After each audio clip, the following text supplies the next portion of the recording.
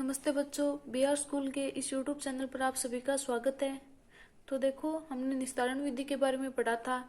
इससे आगे देखो, साधारणतः फलों तथा सब्जियों के रसों को पीने से पहले उनके बीजों तथा ठोस कणों को पृथक किया जाता है। यानी फलों तथा सब्जियों को के रसों को पीने से पहले उनके ठोस जो कण है और बीजों को अलग किया जाता है। निस्पंदन विधि का उपयोग घरों के पनीर बनाने के लिए भी होता है।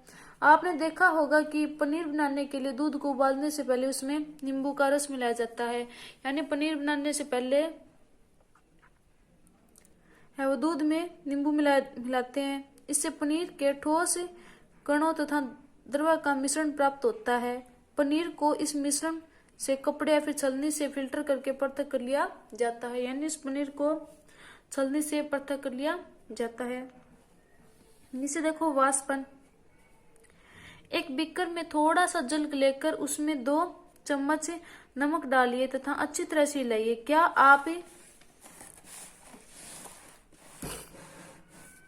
आप जल के रंग में कोई परिवर्तन देखते हैं? नहीं देखते। हिलाने के बाद आप क्या बीकर में कोई नमक देखते हैं? नमक जल से भरे बीकर को थोड़ा गर्म कीजिए। चित्र 5.1 में देखो, जैसे आपको नीचे दिखा रखा है। जल को उबालकर उड़ने दीजिए। बीकर में क्या बचता है? इस क्रियाकलाप में हमने मिश्रण से जल तथा नमक को पृथक करने के लिए वाष्पन की प्रक्रिया का प्रयोग किया है। यानी जल को उसके वाष्प में परिवर्तन करने की प्रक्रिया को वाष्पन कहते हैं। यानी जल को उसके वाष्प में परिवर्तन करने की प्रक्रिया को वाष्पन कहते हैं। जहां पर जल होता है, वाष्पन प्रक्रिया इसी प्रकार निरंतर चलती रहती है। यानी जहां पर जल होता है वहां पर वाष्पन प्रक्रिया इसी प्रकार निरंतर चलती रहती है। आपके विचार से नमक कहाँ से आता है? समुद्र के जल में अत्यधिक मात्रा में लवण मिश्रित होता है। यानी समुद्र का जल है वो लवणीय जल होता है, उसमें अत्यधिक मात्रा में जल उपस्थित होता है। इन्हीं लवणों में से एक लवण साधारणतः नमक है।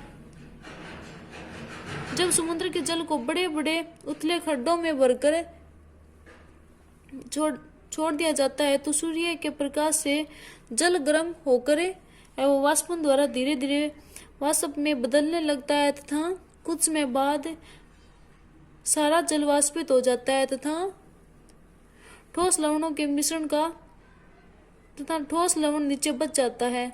तत्पश्चात लवणों के मिश्रण को शोधन करके साधारण नमक प्राप्त किया जाता है। यानी इस प्रकार से, यानी इस विधि के द्वारा जल है वो वाष्पन के द्वारा ऊपर चला जाता है, जबकि नमक है वो नीचे रह जाता है। इसी प्रकार से वो समुद्र के जल में भी लवणीय मात्रा होती है। यानी वो भी देखो, सूर्य के ताप से प्रकाश तो वो जल तो वाष्पित होता जाता है, जबकि नमक है वो नीचे रह जाता है। और उस नमक के शोधन करके साधारण नमक प्राप्त कर लिया जाता है। ये प्रक्रिया वो वाष्पन कहलाती है। पृथक्करण को एक से अधिक पृथक्करण की एक से अधिक विधियों का उपयोग। हमने पदार्थों को पृथक करने की कुछ विधियों के बारे में अध्ययन किया है। प्राय किसी मिश्रण में उपस्थित विभिन्न अवयवों को पृथक करने में केवल एक विधि का उपयोग प्राप्त नहीं होता।